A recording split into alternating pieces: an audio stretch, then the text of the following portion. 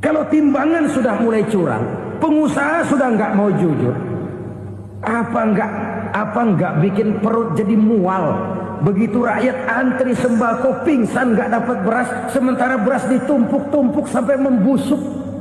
Kemana hati nuraninya? Kemana akal pikirannya?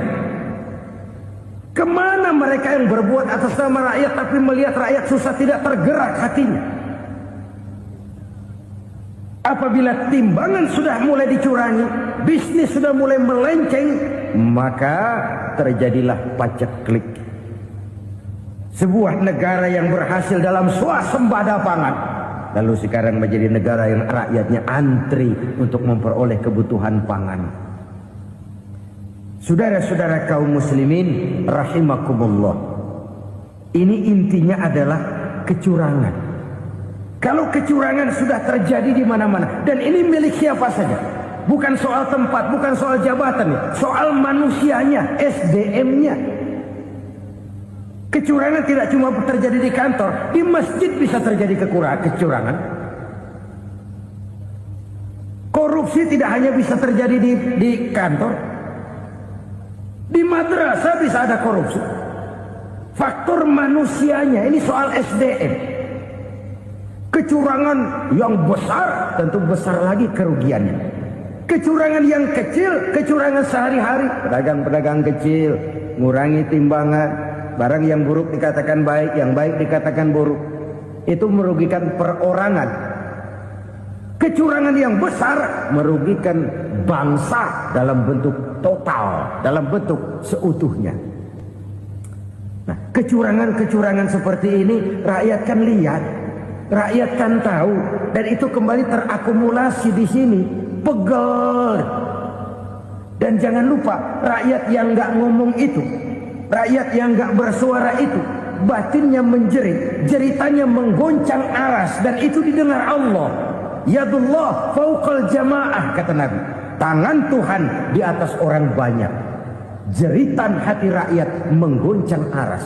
Rakyat yang terlalu banyak dizolim, rakyat yang terlalu banyak dirugikan, ya rakyat yang terlalu banyak di atas namakan, menjerit batinnya, menggoncang aras, dan Allah bisa menggerakkan apa saja untuk membuat satu situasi. Allah bisa menggerakkan apa saja untuk membuat satu situasi. Saudara-saudara kaum muslimin rahimakumullah, ini faktor yang ketiga, timbulnya kecurangan. Faktor yang keempat maksud saya.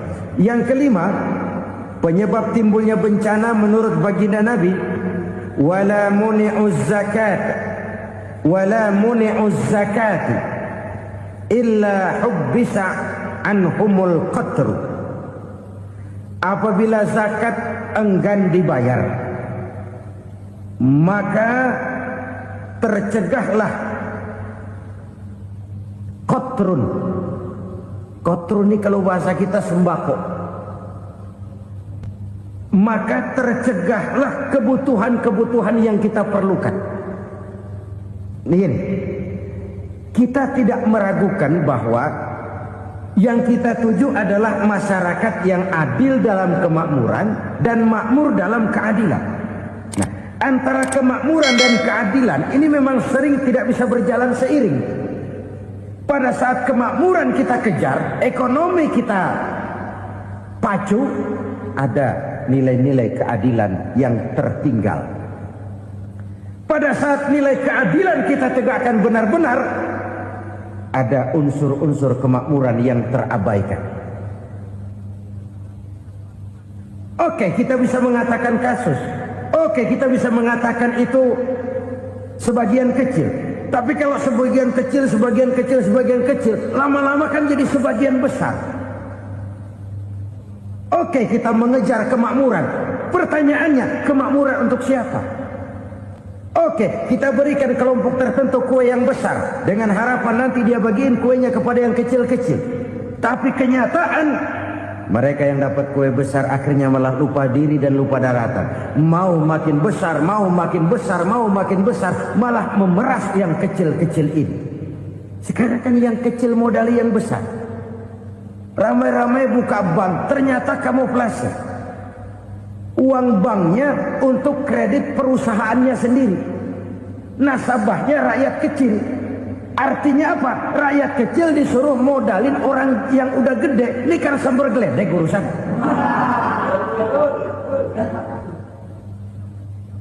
Ini kan permainan apa lagi? Rakyat kecil suruh modali yang gede. Nasabahnya rakyat kecil, kumpulkan uangnya di bank, kucurkan kredit kepada perusahaannya sendiri. Bukankah itu rakyat kecil suruh modali yang gede? Sudah begitu kejamkah kita untuk meraih keuntungan dengan mengorbankan orang kecil ini? Sudah tidak bicara lagi kah nurani kita melihat penderitaan orang yang semakin susah ini? Kalau zakat enggan dibayar, padahal zakat 2,5% saja, 2,5% saja. Kalau itu pun enggan, kalau zakat saja enggan, bagaimana pula yang namanya sodako, bagaimana pula yang namanya infak, bagaimana pula yang namanya santunan, bantuan. Kadang-kadang lipstick nyumbang si nyumbang, cuman nyolongnya lebih gede. Ini namanya sumbangan lipstick. Buat lipstick itu kan buat ngumpetin bibir pucat. Itu fungsi utama lipstick. Buat ngumpetin korupsinya, nyumbang kegiatan-kegiatan sosial. Tapi yang dia korup lebih gede dari yang dia sumbangin. Lipstick kamuflase. Nepu kata anak sekarang.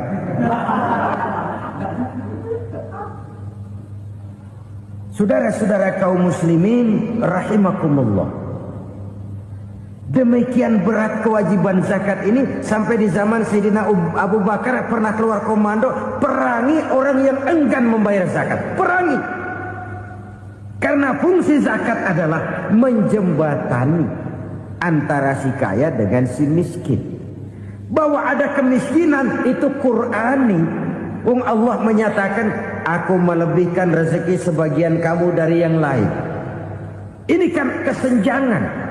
Allah melebihkan rezeki sebagian kamu dari yang lain. Ada itu. Tetapi itu berjalan secara nature. Nah, kalau direkayasa, yang kaya semakin kaya, yang miskin semakin terpuruk, yang sudah besar dapat proyek besar, yang kecil dapat tetelan. Ini kan rekayasa namanya. Kesenjangan yang direkayasa ini yang kita harus kikis. Nah, fungsi zakat menjembatani dari sisi sosial. Dari sisi pribadi, Nabi berpesan, zakku amwalakum biz zakat.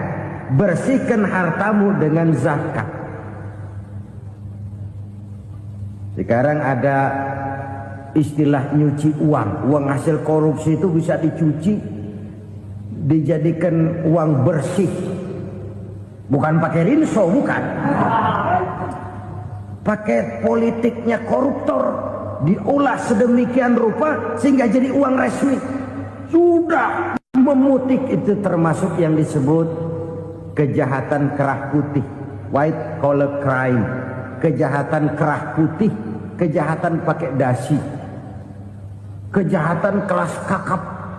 Makanya orang mendingan goblok kagak bener daripada pinter kagak bener. Goblok kagak bener itu gampang ngurusinnya. Pintar kagak bener, ini yang berabe bener ngurusinnya.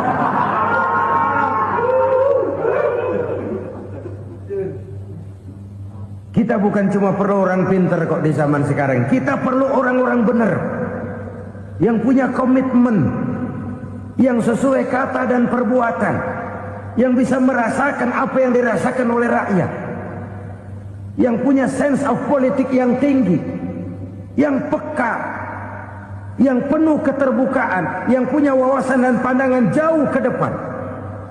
Dari sisi pribadi, zakat itu membersihkan harta kita. Ya, dia tercampur dengan yang subuhat, dia bahkan mungkin tercampur dengan sedikit-sedikit yang haram. Itu zakku amwalakum biz zakat. Bersihkan hartamu dengan zakat itu. Pada sisi sosial ia menjembatani, pada sisi pribadi ia membersihkan harta kita. Karena itu kalau kita berdoa minta rezeki, syarat rezeki itu halalan, thayyiban, wasi'an. Nggak pernah kurang dari 3 itu.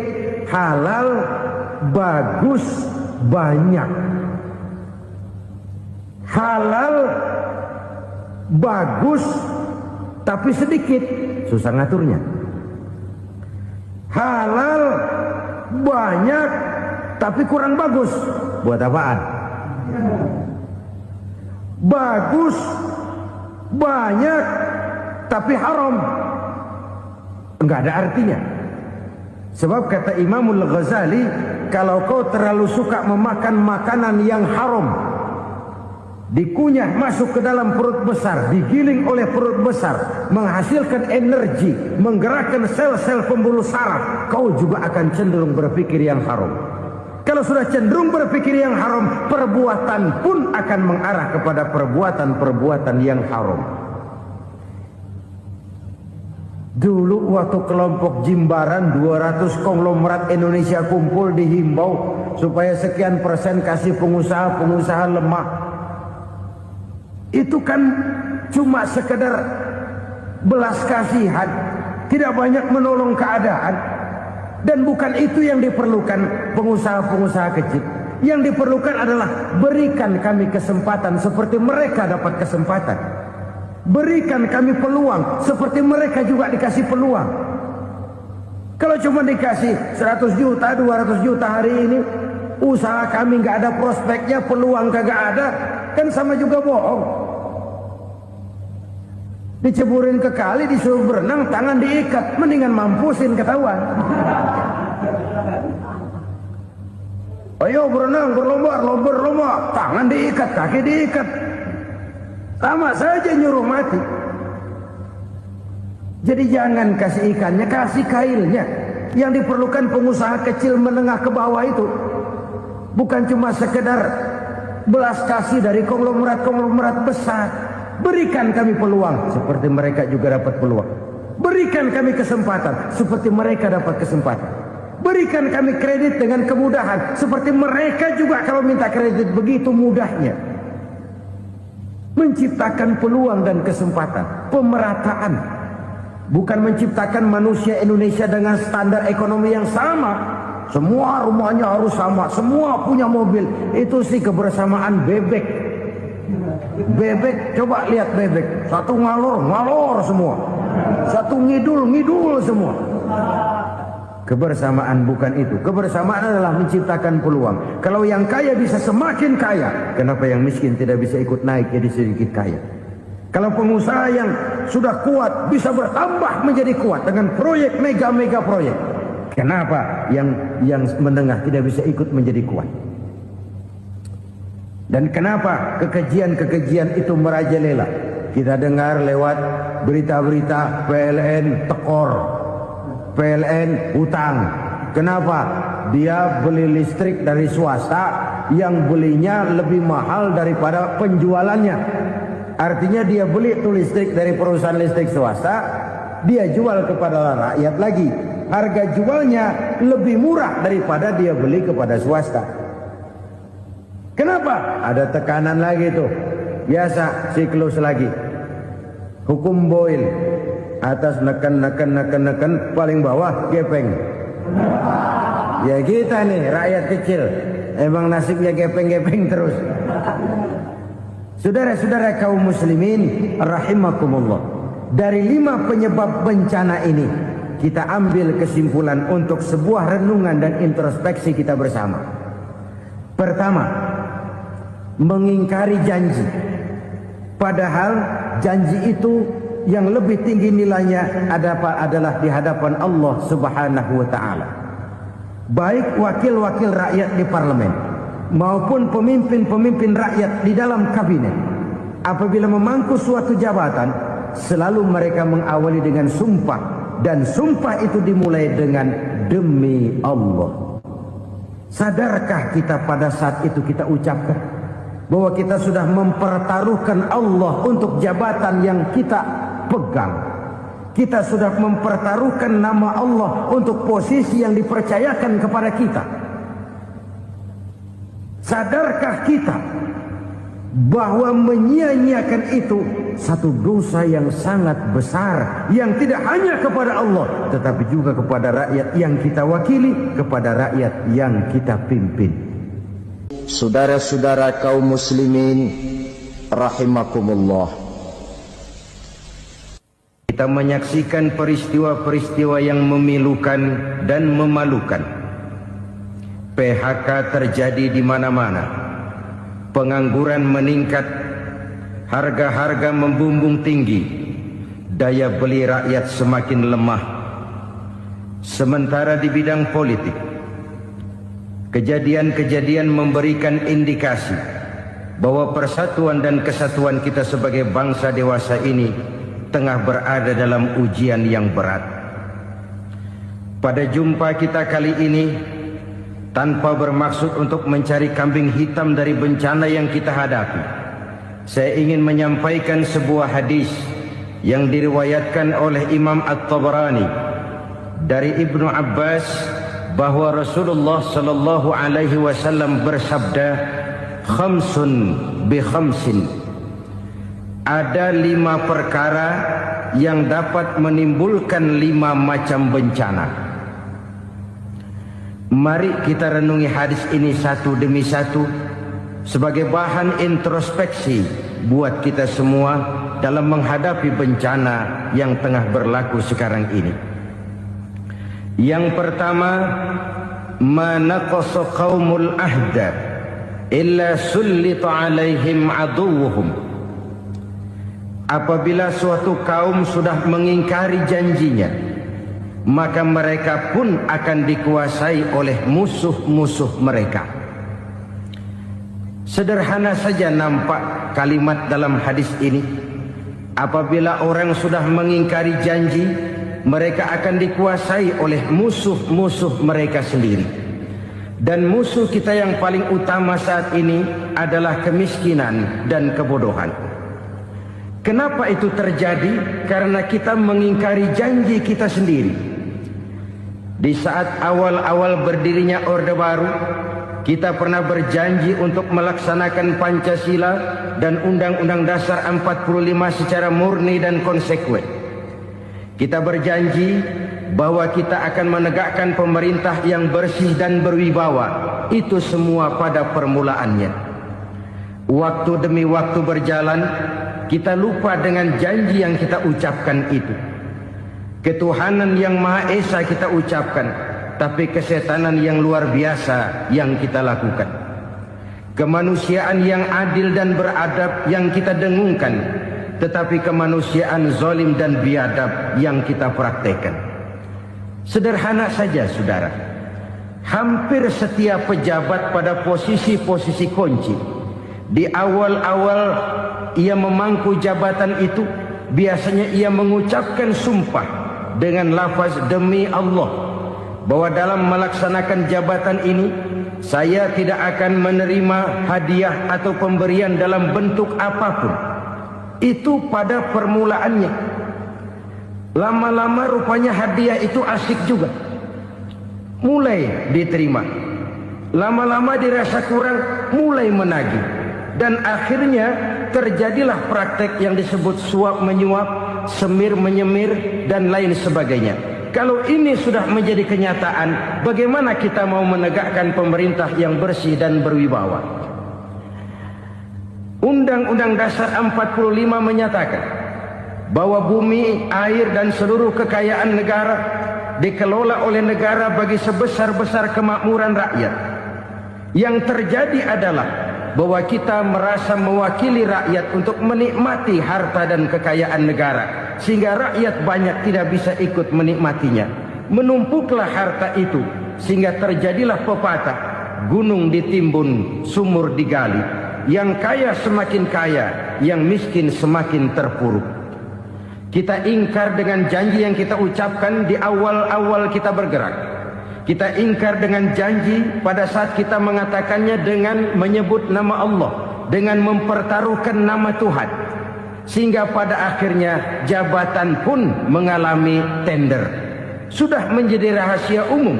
Orang mau jadi lurah mesti mengeluarkan uang. Mau jadi camat mesti mengeluarkan uang.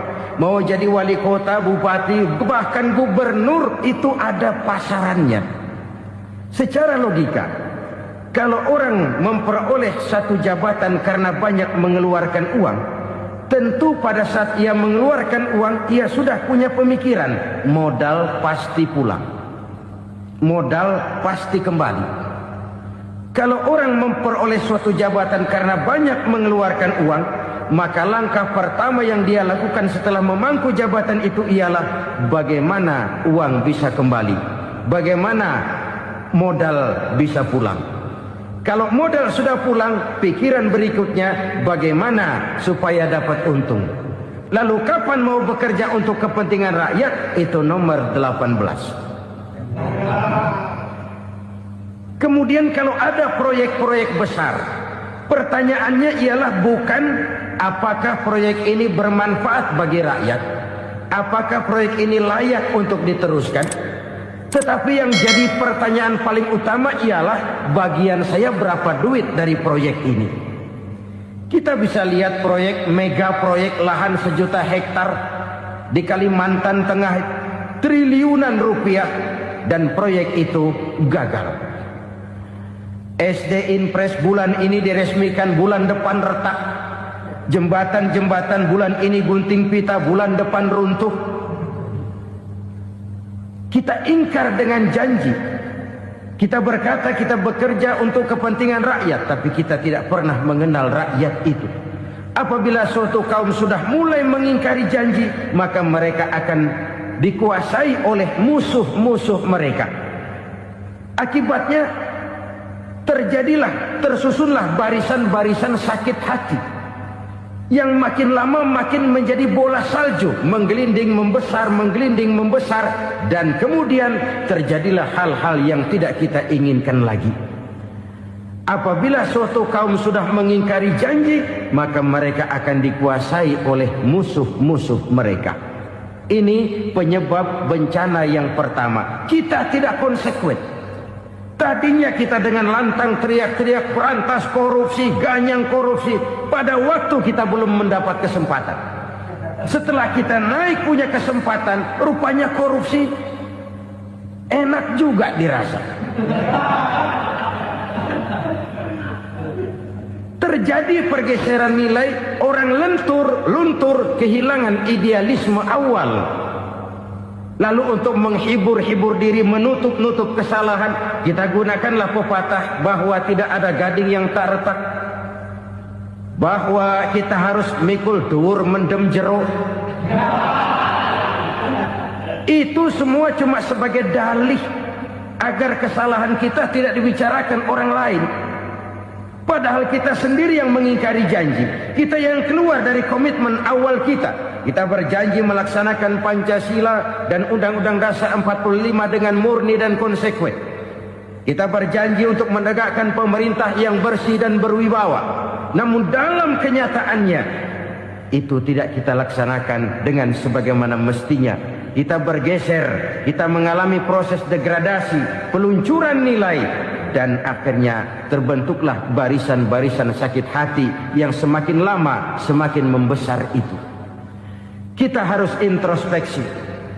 Memang kalau zaman sedang susah, biasanya kambing hitam laris, tukang kompor gentayangan.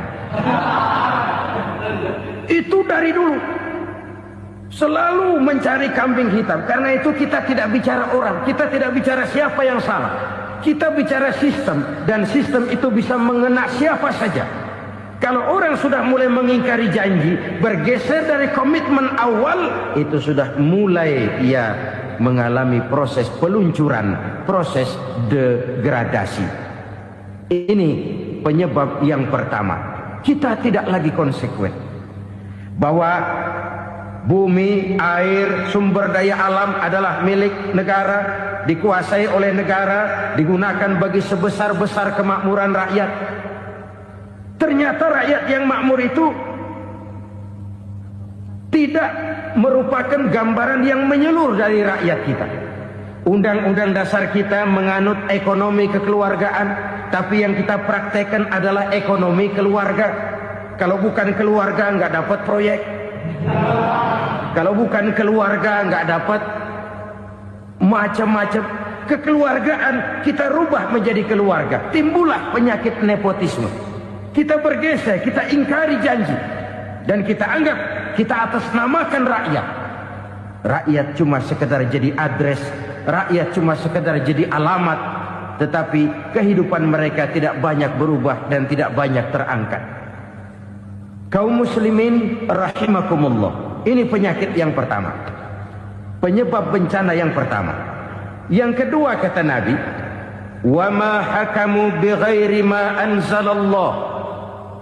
Apabila hukum yang diterapkan sudah tidak lagi bersumber dari hukum Allah, illa fasha fihimul faqru, maka akan bertebaranlah kemiskinan di mana-mana. Ini artinya apa? Apabila hukum tinggal sebuah stempel, apabila hukum sudah diatur menurut kepentingan, apabila hukum sudah tidak lagi ditegakkan secara adil, maka kemiskinan merambah di mana-mana. Hukum diatur menurut selera orang yang sedang berkuasa, maka yang benar bisa jadi salah, yang salah bisa jadi benar. Hukum dalam kenyataan hidup berlaku seperti pisau. Pisau itu kan saudara lihat, yang namanya pisau dimanapun itu tajamnya ke bawah, ke atas tumpul. Kalau hukum itu, kalau untuk rakyat, hukum itu tajam bukan main, cepat sekali dilaksanakan. Tapi giliran menengah ke atas, yang gedean dikit berbuat salah, hukum tumpul. Hukum pura-pura tidak dengar, akibatnya terluka rasa keadilan rakyat. Satu kasus rakyat diam, dua kasus rakyat diam, tiga kasus rakyat diam, kasus terakumulasi di hati rakyat, luka rasa keadilan, dan itu menjadi sumber bencana. Penjarahan, kita tidak setuju itu, tapi kita harus melihat kausalnya. Itu kan tidak berdiri sendiri, itu kan karena terlukanya rasa keadilan rakyat, melihat kesempatan ini tidak merata. Kalau rakyat ini yang ngajukan kredit ke bank, walaupun jumlahnya cuma jutaan, ratusan ribu, susahnya 17 setan. Tapi ada orang-orang tertentu yang agunannya palsu, jaminannya palsu, bawa kata belece, bukan cuma miliaran, triliunan kredit bisa keluar. Terluka rasa keadilan, hilangnya kesempatan. Rakyat cuma dapat kesempitan, jarang dapat kesempatan. Dari lukanya rasa keadilan ini, memang ya entah lipstik, entah basa-basi, dibentuklah tim ini, dibentuklah badan pengawas ini, dibentuklah tim ini. Kalau membentur tahu, hancur tahu.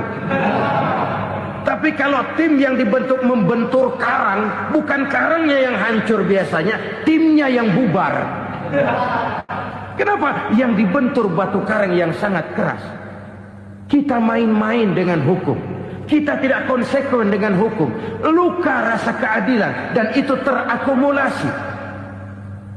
Edi Tamsil, rakyat tahu, terakumulasi, menguap begitu saja. Kasus-kasus lain rakyat tahu, menguap begitu saja. Ketidakadilan terakumulasi, mengendap di hati rakyat, menunggu ledakan. Pada saat sumbu meledak, rakyat tidak bisa dibendung lagi. Oke, kita tidak setuju dengan penjarahan, tapi jangan melihat itu sebagai peristiwa yang berdiri sendiri. Kenapa itu terjadi? Kausalnya kenapa? Oke, kita tidak setuju memang, tapi yang dijarah oleh rakyat kan memang cuma untuk perut. Yang dijarahkan beras, yang dijarahkan televisi, yang dijarahkan kulkas yang masih bisa dihitung, yang memang real untuk kebutuhan rakyat. Penjara berdasi kepala botak yang menguras uang rakyat habis-habisan, enak saja melenggang dalam kehidupan ini. Makin terluka rasa keadilan rakyat. Apabila hukum yang diterapkan sudah menyimpang dari keadilan yang diajarkan Allah, fasyafihimul fakru, bertebaranlah kemiskinan. Aneh, memalukan, memilukan. Sebuah negara agraris yang katanya pulaunya hijau royo-royo, Gemah Ripalau, Jenawi, Toto, Tentem, Kertora, Harjo, yang tahun 93 pernah mendapat penghargaan dari FAO, Badan Pangan Sedunia, sebagai negara yang berhasil dalam swasembada pangan. Sekarang ini kita terpaksa betul beli beras dari Vietnam, beli beras ke Kamboja, beli kedelai dari Kamboja. Kenapa? Lahan sawah kita habis ditanami pabrik. Teknologi kita, teknologi loncatan yang non-applied, tidak terpakai oleh kita. Lantas lahan yang tidak bisa kita tanami, kita paksakan lahan-lahan gambut menjadi tanah pertanian yang subur dengan biaya triliunan, dan kita gagal. Kita cari jarum dan kapak hilang. Kita mau jadi negara industri dengan loncatan teknologi yang maju, kita lupakan pola pijak kita sebagai negara agraris, dan akhirnya kita kecolongan. Lihatlah dewasa ini, rakyat kita antri sembako di mana-mana. Di sebuah negara agraris, ketidakadilan melahirkan kemiskinan, kemiskinan moral dan kemiskinan material. Kemiskinan moral, rakyat nggak percaya lagi sama pejabat. Rakyat mengalami krisis figur. Orang, alah lu ngomong dah sama ember.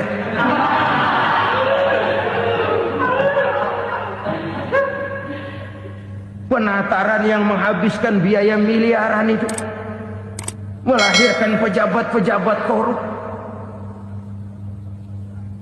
Pengawasan yang menghabiskan biaya miliaran itu ternyata impoten, mandul.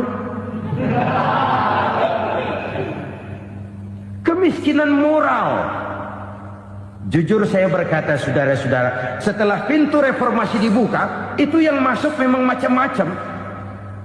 Ada yang memang punya tujuan murni, konsekuen dan punya konsep. Ada yang nunggu di tikungan, begitu mobil lewat nyamber pintu, berangkat ikut reformasi. Ada yang memanfaatkan momentum, mumpung, untuk nyampein unek-unek, ngerti nggak, pokoknya ngomong. Sehingga keadaan semakin rancu, kebingungan semakin menjadi-jadi, masalah yang paling urgen tidak terselesaikan. Sekarang ini orang berpikir mendingan jadi pala ular daripada jadi buntut macan. Buntut macan memang hebat macan, tapi kalau buntutnya cuma ugel-ugel di belakang buat apa? Mendingan jadi pala ular, kecil juga nyaplok. Artinya, ya biar kecil juga kalau punya partai kan gagah. Lalu rame-rame bikin partai kayak bikin arisan. Orang makin mengalami dislokasi. Semua mau jadi pahlawan, semua mau nomor satu, semua ngomong. Iya kalau bidangnya, kalau bukan makin rancu. Marilah lewat kesempatan ini saya mengajak kita untuk tahu diri. Biarkan politisi ngomong politik, biarkan ekonom menata ekonomi, biarkan praktisi bicara soal hukum, biarkan rakyat munajat, istighfar, mohon pertolongan Allah. Tahu diri kita. Kalau memang ayam, kukuruyuk aja dah. Kalau memang kucing, ayo ngeong. Kalau kambing, silahkan ngembe. Udah tahu ayam, ngeong bunyinya. Suaranya palas, orang nggak ngerti, bingung, makin menjadi-jadi. Ibarat kesebelasan sepak bola bangsa kita sekarang ini, rame-rame mau bikin gol, kiper ikut nyerang sekarang. Memilukan dan bahkan memalukan. Wa ma hakamu bighairi ma anzalallah illa fasha fihimul fakru. Kalau hukum yang diterapkan sudah menyimpang dari keadilan yang diajarkan Allah, bertebaranlah kemiskinan di mana-mana. Coba sekarang ini, yang punya duit bingung, apalagi yang kagak punya duit. Yang pengusaha gede ngeluh, apalagi yang pengusaha pas-pasan. Yang kagak punya beras, yang punya beras saja masih bingung, apalagi yang nggak punya beras. Ini sudah demikian merata. Dulu kita kagum mendengar konglomerat kelas buadak, kelas-kelas yang seakan-akan cuma ada dalam khayalan mereka, punya kekayaan miliaran dolar, triliunan. Sudahlah, seolah-olah nggak terjangkau sama kita. Weh, ternyata yang gede-gede itu juga gede utangnya.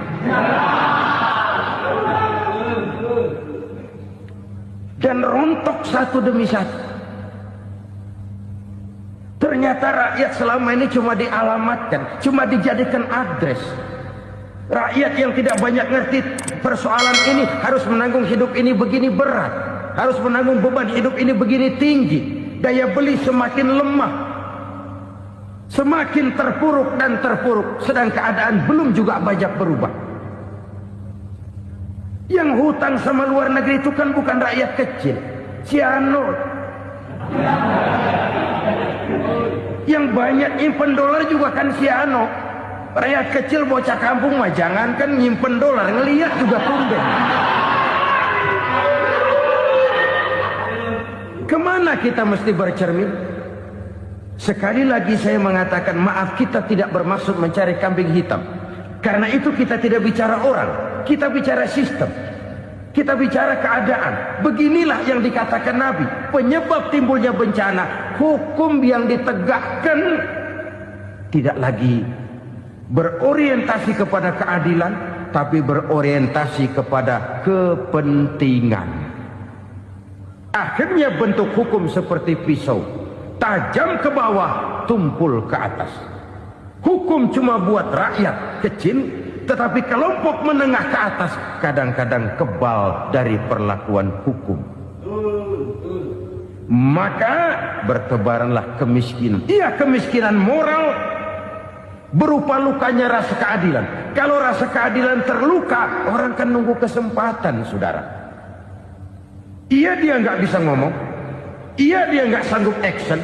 Iya, dia nggak bisa tunjuk rasa, tapi hatinya kan, kapan ada kesempatan, kapan ada waktu, tunggu. Hatinya mesti begitu. Sehingga begitu ada kesempatan, terjadilah hal-hal yang tidak terhindarkan. Dan itu ekses, bukan reformasi. Jangan seperti sebuah dialog saya dengan seorang abang beca. Saya bertanya, bang, ya, abang tahu nggak reformasi? Tahu, Ustaz. Apa? Pembakaran. Terus penjarahan, lalu perkosaan. Itu reformasi. Itu yang saya lihat. Nah, itu yang dia lihat. Saya tentu tidak menyalahkan abang beca kita, karena memang itu yang dia lihat dan sejauh itu wawasannya. Tapi ini indikasi bahwa banyak rakyat kita yang belum bisa menggunakan kebebasan secara bertanggung jawab. Padahal kebebasan tanpa tanggung jawab tirani. Sebuah contoh gampang-gampangan. Saya beli radio, saya setel di kamar saya, lalu saya bilang, ini radio gue. Yang beli gue, pakai duit gue setel di kamar gue, sekeras-kerasnya, gak ada urusan sama orang lain. Itu kata saya. Tetapi tetangga saya sebelah rumah kan boleh juga ngomong begitu. Kata tetangga saya, ini mata gue, yang ngantuk gue tidur di kamar gue, kenapa suara radio lu nyampe kemari? Artinya apa ini? Kebebasan saya nyetel radio dibatasi oleh kebebasan tetangga saya yang mau tidur. Tidak ada kebebasan mutlak. Kebebasan mutlak tanpa tanggung jawab kembali akan melahirkan tirani, kembali akan melahirkan pemaksaan kehendak. Dan itu lagi-lagi bukan demokrasi. Saudara-saudara kaum muslimin rahimakumullah. Ini penyakit yang kedua, lukanya rasa keadilan, terutama di kalangan rakyat kecil. Itu mengendap menjadi akumulasi dan menunggu giliran kapan bisa dimuntahkan. Dengan kata lain, rakyatnya udah banyak banget makan yang perutnya jadi enak, nyelam. Kapan nunggu muntahnya? Udah begini banyak akumulasi yang mereka pendam di perut ini, sehingga ketika terjadi kesempatan itu sudah tidak terkendalikan lagi. Kita out of control. Saya tidak mentolerir sikap-sikap kekerasan. Bahkan saya lebih cenderung bahwa kalau di rumah kita banyak tikusnya, tikusnya saja racuni, jangan rumah dibakar. Bahwa ada korupsi, iya. Ada kolusi, memang. Ada nepotisme, tentu. Tetapi tikusnya saja racuni. Jangan rumah dibakar. Masa mau ngusir tikus bakar rumah? Tikusnya lari, tikusnya selamat, rumahnya ewes-ewes.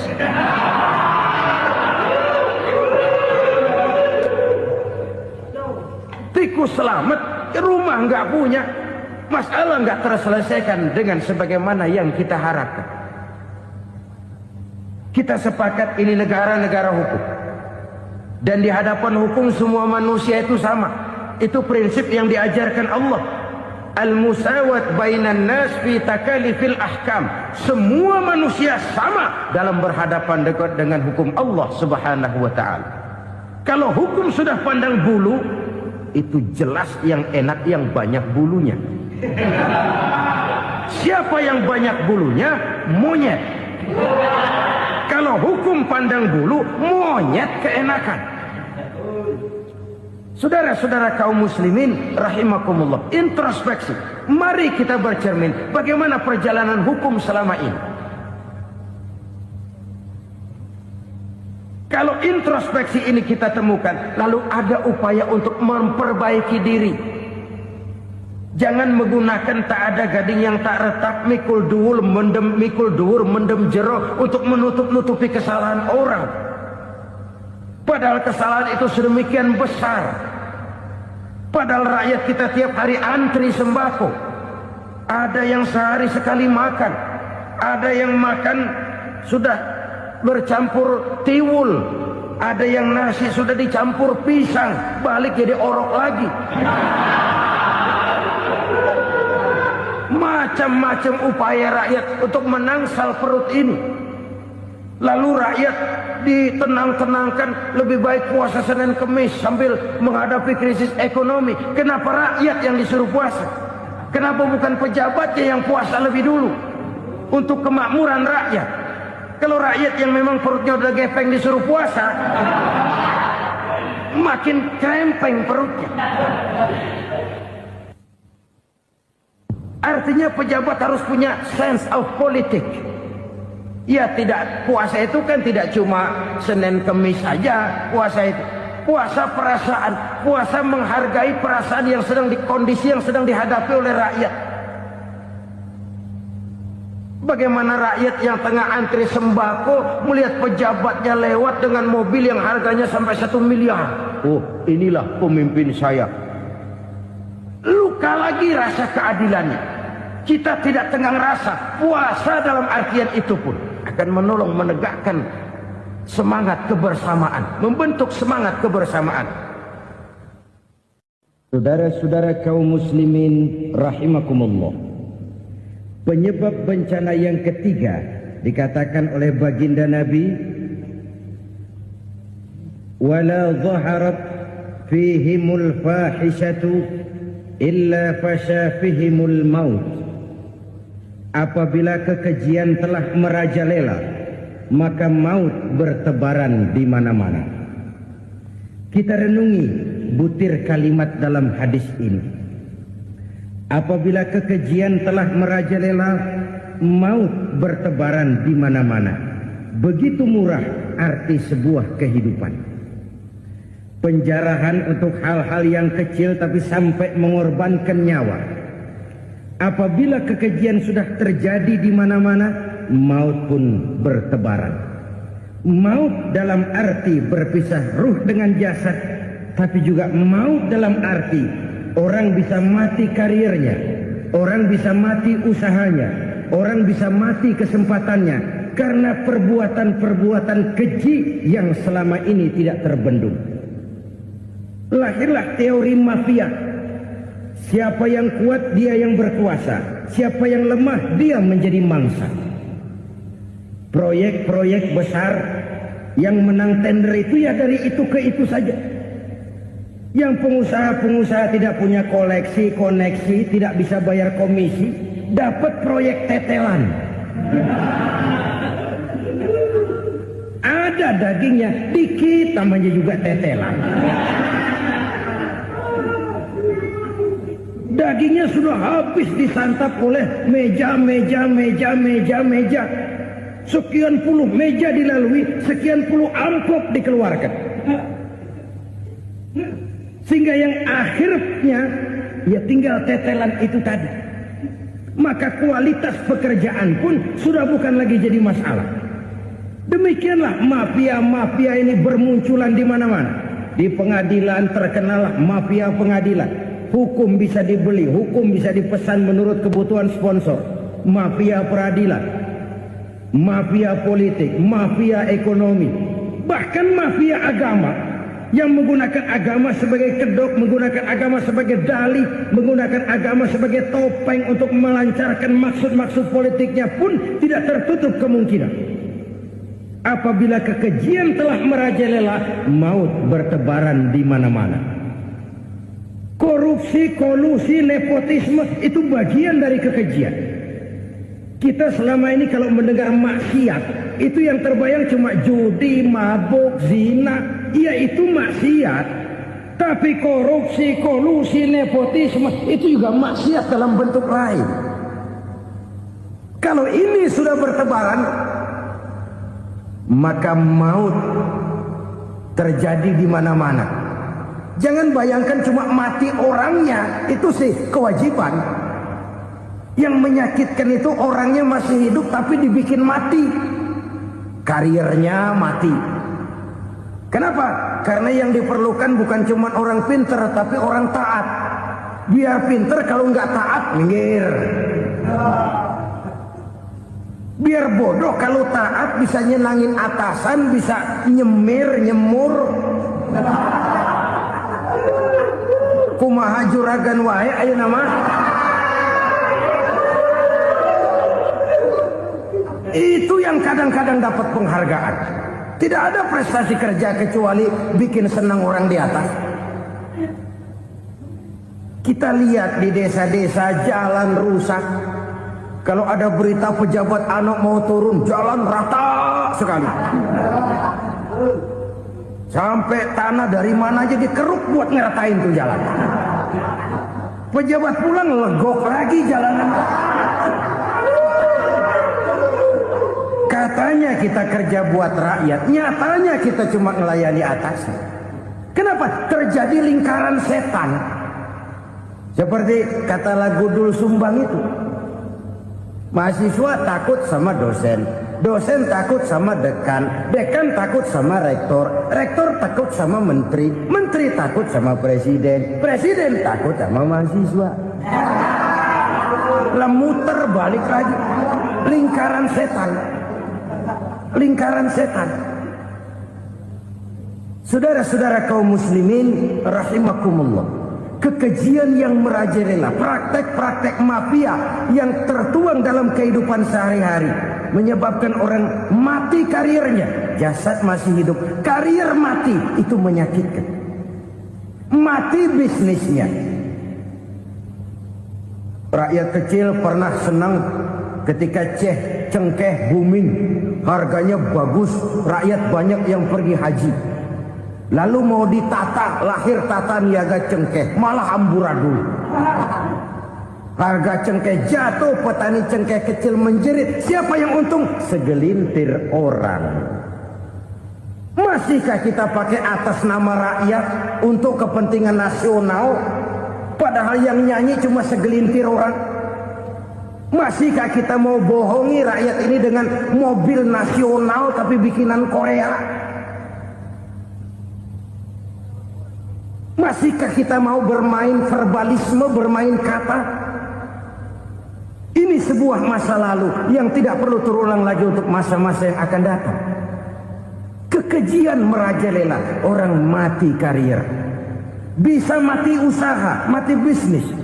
Usahanya maju, dirangkul, hancur. Usahanya maju, dipukul, hancur. Tenggelam.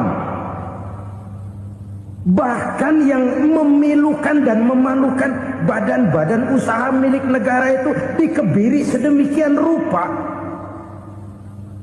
sehingga tidak menghasilkan hal-hal yang bermanfaat buat negara.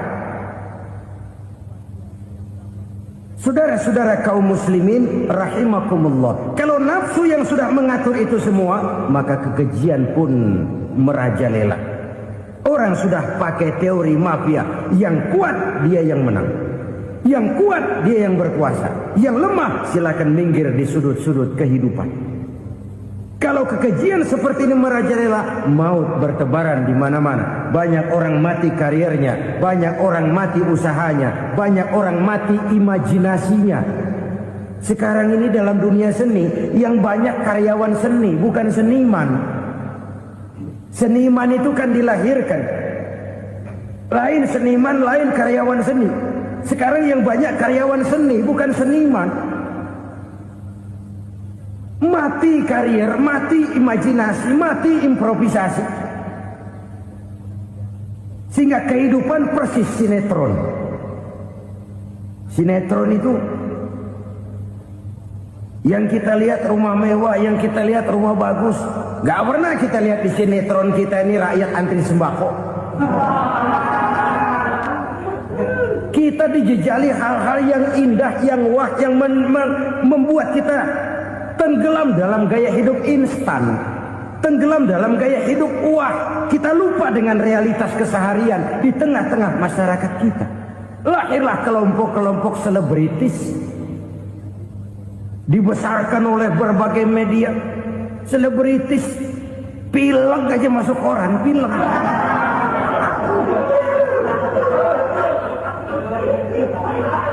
Rakyat yang pingsan antri beras nggak masuk koran. Rakyat yang semaput antri minyak nggak masuk koran. Selebritis panok masuk koran.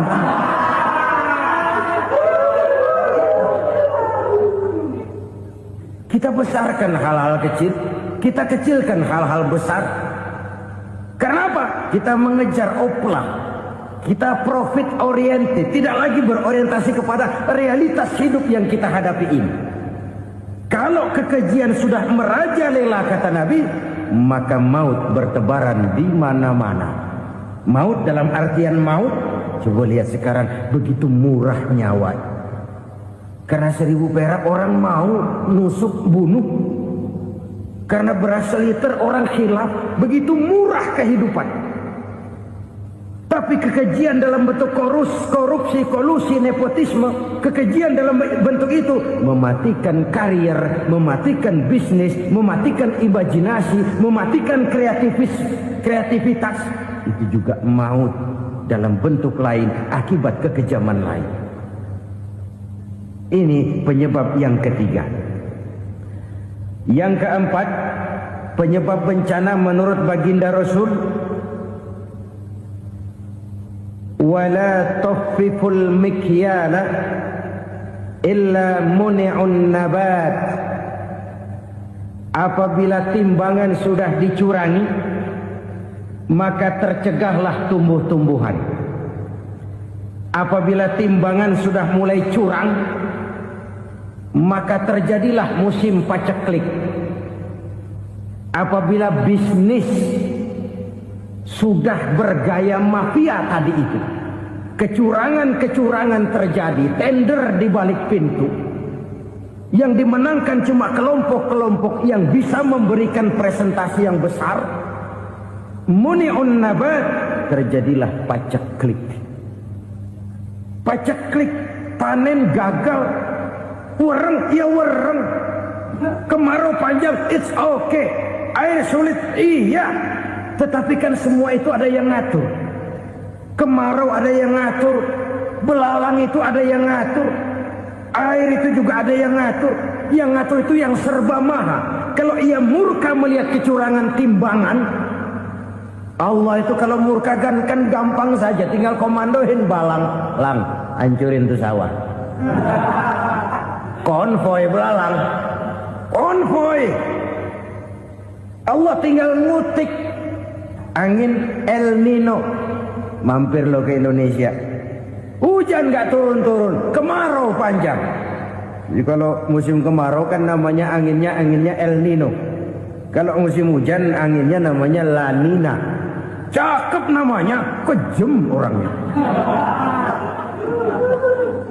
Saudara lihat Cina sekarang sedang kena La Nina, banjir besar, ribuan orang meninggal. Dia mah ribuan mati kagak berasa, rakyatnya miliaran. Bangladesh lagi ngalami La Nina, India lagi ngalami La Nina. Angin, hujan, kemarau, belalang, itu kan ada yang ngendaliin. Kuncinya bukan di belalangnya, kuncinya bukan di peredaran matahari berputar, kuncinya di atas yang mengatur semua itu. Kalau timbangan sudah mulai curang, pengusaha sudah nggak mau jujur, apa nggak bikin perut jadi mual? Begitu rakyat antri sembako pingsan nggak dapat beras, sementara beras ditumpuk-tumpuk sampai membusuk. Kemana hati nuraninya? Kemana akal pikirannya? Kemana mereka yang berbuat atas nama rakyat tapi melihat rakyat susah tidak tergerak hatinya? Apabila timbangan sudah mulai dicurangi, bisnis sudah mulai melenceng, maka terjadilah paceklik. Sebuah negara yang berhasil dalam swasembada pangan, lalu sekarang menjadi negara yang rakyatnya antri untuk memperoleh kebutuhan pangan. Saudara-saudara kaum muslimin rahimakumullah, ini intinya adalah kecurangan. Kalau kecurangan sudah terjadi di mana-mana, dan ini milik siapa saja, bukan soal tempat, bukan soal jabatan, soal manusianya, SDM-nya. Kecurangan tidak cuma terjadi di kantor, di masjid bisa terjadi kecurangan. Korupsi tidak hanya bisa terjadi di kantor, di madrasah bisa ada korupsi. Faktor manusianya, ini soal SDM. Kecurangan yang besar tentu besar lagi kerugiannya. Kecurangan yang kecil, kecurangan sehari-hari, pedagang-pedagang kecil ngurangi timbangan, barang yang buruk dikatakan baik, yang baik dikatakan buruk, itu merugikan perorangan. Kecurangan yang besar merugikan bangsa dalam bentuk total, dalam bentuk seutuhnya.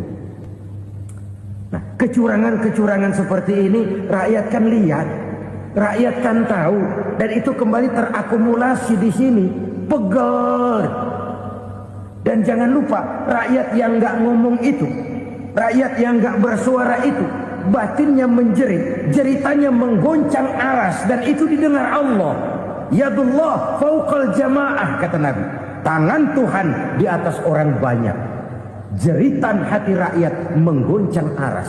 Rakyat yang terlalu banyak dizolim, rakyat yang terlalu banyak dirugikan, ya rakyat yang terlalu banyak diatasnamakan, menjerit batinnya, menggoncang aras, dan Allah bisa menggerakkan apa saja untuk membuat satu situasi.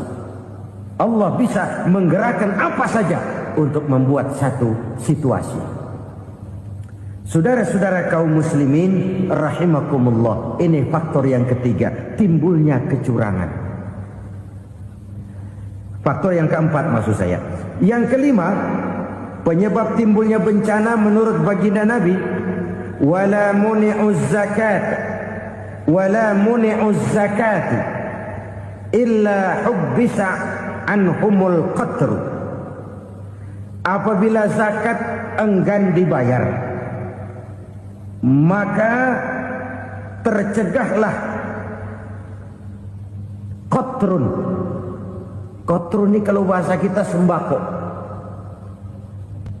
Maka tercegahlah kebutuhan-kebutuhan yang kita perlukan. Ini, kita tidak meragukan bahwa yang kita tuju adalah masyarakat yang adil dalam kemakmuran dan makmur dalam keadilan. Nah, antara kemakmuran dan keadilan ini memang sering tidak bisa berjalan seiring.